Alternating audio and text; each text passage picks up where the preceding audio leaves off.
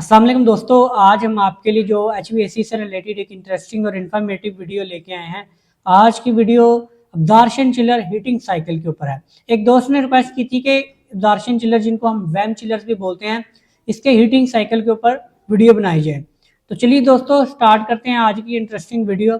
Video शुरू करने से पहले एक छोटी सी रिक्वेस्ट है कि अगर आप हमारे इस चैनल HVAC टेक्नोलॉजी पर नए हैं तो हमारे चैनल HVAC टेक्नोलॉजी को सब्सक्राइब कर लें और बेल आइकन के बटन को लाजमी प्रेस करें। तो दोस्तों इसके हीटिंग साइकिल को समझने के लिए इसके कूलिंग साइकिल को समझना बहुत ज़रूरी है। अगर आप वैम चिलर से वाकिफ़ नहीं हैं तो इसके ऊपर मैंने कूलिंग साइकिल के ऊपर काफ़ी ज़्यादा वीडियोस बनाई हैं जो कि प्रैक्टिकल बेस्ड, और इनकी जो डायग्राम है उसके ऊपर भी मैंने वीडियो बनाई हैं। उनका लिंक आपको डिस्क्रिप्शन में मिल जाएगा, वो वीडियो देखें तो साइकिल की प्रॉपर समझ आ जाए। तो अभी हम स्टार्ट करते हैं हीटिंग साइकिल के ऊपर। जैसा कि मैंने आपको जो कूलिंग साइकिल के अंदर बताया था कि जो हमारा सॉल्यूशन होता है जिसके अंदर हमारा रेफ्रिजरेंट और हमारा जो लिथियम ब्रोमाइड होता है उसको हम फर्स्ट स्टेज जनरेटर में हीट देते हैं। हीट कोई भी सोर्स हो सकता है, इसके ऊपर मैंने डिटेल से चीज़ें बताई हुई हैं कि कौन कौन सी हीट हम इसके लिए यूज़ कर सकते हैं। वो सॉल्यूशन और जो स्टीम होती है, ये आप देख रहे हैं, मैं आपको एरो की सूरत में बता देता हूँ।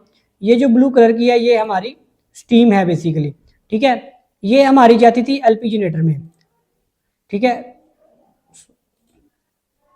ये इस लाइन के जरिए हमारी स्टीम जाती थी हमारे एलपी जनरेटर में। उसके बाद जो हमारा सॉल्यूशन होता था, जो हाई टेम्परेचर सॉल्यूशन होता था जो कि जनरेटर से आउट होता था, वो भी हमारा एलटी जनरेटर में ही जाता था। लेकिन यहाँ पे इसके जैसा कि हम हीटिंग साइकिल, अगर आपका कंप्रेशन सिस्टम है तो उसके लिए रेफ्रिजरेशन, जो रेफ्रिजरेंट है उसके साइकिल को चेंज करने के लिए हम वाल्व्स यूज करते हैं। यहाँ पे भी हमारे कुछ वाल्व्स हैं जिनको हम क्लोज और ओपन करते हैं हीटिंग और कूलिंग के चेंज ओवर के लिए। तो ये मैं आपको सबसे पहले तो वो वाल्व दिखा देता हूँ कि हम किन वाल्व्स को, इसके ऊपर दो वाल्व ये लगे होते हैं, एक हमारा स्टीम की लाइन के ऊपर लगा होता है और एक हमारा जो सोल्यूशन है जो हमारा फर्स्ट स्टेज जनरेटर से आउट हो रहा होता है उस लाइन के ऊपर लगा होता है। इसी तरह एक ये आपको एक वाल लगा हुआ है, ये नीचे एक वाल लगा हुआ है। ये जो तीन वाल्व हैं हमने इनको चेंज करना होता है। डिफरेंट चिलर्स की डिफरेंट वाल्व हो सकते हैं, इनके साइकिल के हिसाब से भी हो सकते हैं, लेकिन तकरीबन इसके अंदर जो हीटिंग साइकिल है वो तमाम, चाहे आपका सीरीज फ्लो है, चाहे पैरेलल फ्लो है, चाहे आपका रिवर्स पैरेलल फ्लो है, इनमें तकरीबन सेम होता है। वो क्या होता है कि वो जो स्टीम हमने एलपी जनरेटर में लेके जानी होती है, ये वाल हम ओपन कर देते हैं हीटिंग के ऊपर। तो क्या होता है कि वो स्टीम हमारी अब्जॉर्बर और एवेपोरेटर का जो शेल है उसमें आती है, ठीक है। वो एलपी जनरेटर में नहीं जाती, वो हमारी जो हमारा लो टेम्परेचर साइड है, यानी कि लो जहाँ पे वैक्यूम भी होता है, वो होता है हमारा अब्जॉर्बर और एवेपोरेटर। जब ये स्टीम यहाँ पे आती है तो ये दूसरा वाल है, ये भी हम खोल देते हैं, तो हमारा जो फर्स्ट स्टेज जनरेटर से हाई टेम्परेचर सोल्यूशन है वो भी हमारा अब्जॉर्बर के अंदर आता है डायरेक्ट, वो भी हमारे एलपी जनरेटर में नहीं जाता। जब यहाँ पे वो सोल्यूशन और स्टीम आती है तो स्टीम हम, क्योंकि हमारा कूलिंग वाटर नहीं चल रहा होता हीटिंग के ऊपर, हमारा जो कूलिंग टावर का पानी है, जो कूलिंग साइकिल है, वो हमारा ऑफ होता है। तो फिर क्या होता है कि वो स्टीम हमारे एवेपोरेटर में जाती है।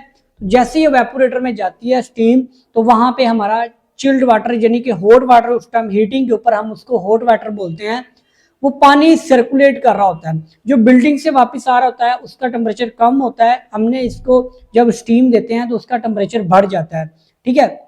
तो क्या होता है कि जो स्टीम होती है वो लिक्विड में कन्वर्ट हो जाती है। जैसे लिक्विड में कन्वर्ट होती है तो इसके अंदर कई चिलर्स के अंदर हमारा रेफ्रिजरेंट पंप नहीं चलता हीटिंग मोड के ऊपर, और कई चिलर्स के अंदर हमारा हीटिंग पंप चलता है, रेफ्रिजरेंट पंप चलता है, ठीक है। अब इस चिलर के अंदर हमारा रेफ्रिजरेंट पंप ऑफ होता है, इसलिए हम इसका ये वाल खोल देते हैं।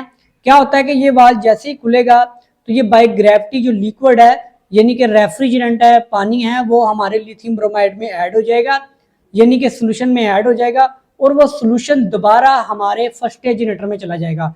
वहां पे क्या होगा, वहां पे हीट है तो वो दोबारा स्टीम अलग होगी, जो पानी इसके अंदर जज़ब हुआ अब्जॉर्बर के अंदर वो दोबारा हमारा वेपोराइज होगा, और वो दोबारा वेपोराइज होने के बाद स्टीम की सूरत में वो हमारे दोबारा अब्जॉर्बर और एवेपोरेटर के शेल में आ जाएगा। वहां पे स्टीम का टेम्परेचर ज्यादा है जैसे ही हमारा हॉट वाटर उसके साथ टकराएगा जो कि बिल्डिंग से रिटर्न आ रहा है, तो वो मजीद गर्म होकर वो दोबारा बिल्डिंग में चला जाएगा।